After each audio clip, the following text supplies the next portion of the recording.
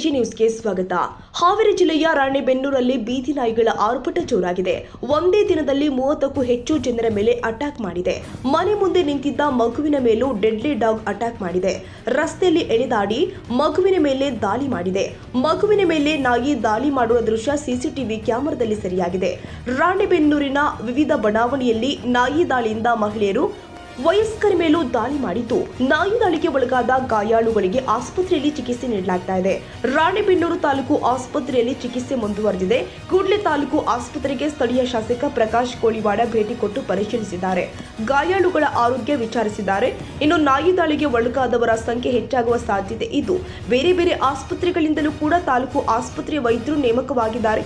ಇತ್ತ ರಾಣೆಬೆನ್ನೂರು ನಗರಸಭೆಯಿಂದ ರಾತ್ರೋರಾತ್ರಿ ಕಾರ್ಯಾಚರಣೆ ಮಾಡಲಾಗಿದ್ದು, ನಾಯಿಗಳ ಸೆರೆ ಹಿಡಿಯಲು ನಗರಸಭೆ ಸಿಬ್ಬಂದಿಗಳು ಮುಂದಾಗಿದ್ದಾರೆ.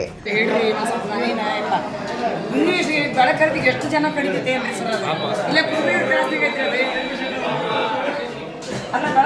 ಎಷ್ಟು ಜನ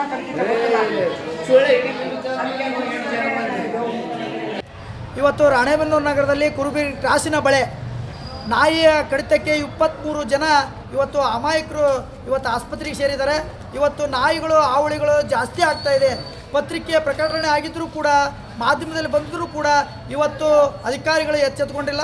ಕೂಡಲೇ ಅಧಿಕಾರಿಗಳು ಎಚ್ಚೆತ್ತುಕೊಂಡು ಆ ನಾಯಿಯನ್ನು ಕೂಡಲೇ ಹಿಡಿದು ಒಂದು ಕಡೆಗೆ ಇದನ್ನು ಮಾಡಬೇಕು. ಇಲ್ಲ ಅಂದರೆ ಇನ್ನೂ ಹೆಚ್ಚು ದಾಳಿ ಮಾಡುವ ಸಾಧ್ಯತೆ ಇದೆ. ಕೂಡಲೇ ಇದನ್ನು ಮಾಡಲಿಲ್ಲ ಅಂದರೆ, ಆ ನಾಯಿಯನ್ನು ಹಿಡಿಲಿಲ್ಲ ಅಂದರೆ ನಾವು ಸಾಕಷ್ಟು ನೋವುಗಳಾಗ್ತತಿ. ದಯಮಾಡಿ ಅಧಿಕಾರಿಗಳು ಕೂಡಲೇ ಸ್ಥಳಕ್ಕೆ ಧಾವಿಸಿ ಎಲ್ಲಿದೆ ಅದನ್ನು ಹುಡುಕಿ ಆ ನಾಯಿಯನ್ನು ಬೇರೆ ಕಡೆಗೆ ಸ್ಥಳಾಂತರ ಮಾಡಬೇಕಂತ ಈ ಮೂಲಕ ಅಧಿಕಾರಿಗಳಿಗೂ ಮತ್ತು ಮಾಧ್ಯಮದ ಮುಖಾಂತರ ಜನಗಳಿಗೂ ಒಂದು ಎಚ್ಚರಿಕೆಯ ಸಂದೇಶವನ್ನು ರವಾನೆ ಮಾಡ್ತಾರೆ. ರೇಬಿಸ್ ನಾಯಿಯಿಂದಲೇ ಬಹುತೇಕ ದಾಳಿ ನಡೆದ ಬಗ್ಗೆ ಶಂಕೆ ವ್ಯಕ್ತವಾಗ್ತಾ ಇದೆ. ಕನ್ನಡಿಗರ ಮೆಚ್ಚಿನ ನಿಮ್ಮ ಎಜೆ 24/7 ನ್ಯೂಸ್ ಕನ್ನಡ ವಾಹಿನಿ ಇದೀಗ ಟಿವಿಯಲ್ಲಿ ಲಭ್ಯ. ವೇಳೆ ನೋಟಿಸ್ ಕೊಟ್ಟಿದ್ರೆ ವಾಪಸ್ ತಗೋತೀವಿ. ಇವತ್ತು ವಕ್ಫ್ ಪ್ರಾಪರ್ಟಿ ಅಂತೇಳಿ ಬರ್ತದೆ ಅಂತ ಹೇಳಿದ್ರೆ ರೈತರು ಬೀದಿಗೆ ಬದಲು ಏನು ಮಾಡಬೇಕಾಗುತ್ತೆ? ಯಾರು ವೋಟ್ ಹಾಕಿಲ್ಲ ಅಂದ್ರೆ ಗ್ಯಾರಂಟಿನೆಲ್ಲ ಸ್ಟಾಪ್ ಮಾಡಿಬಿಡ್ತೀವಿ.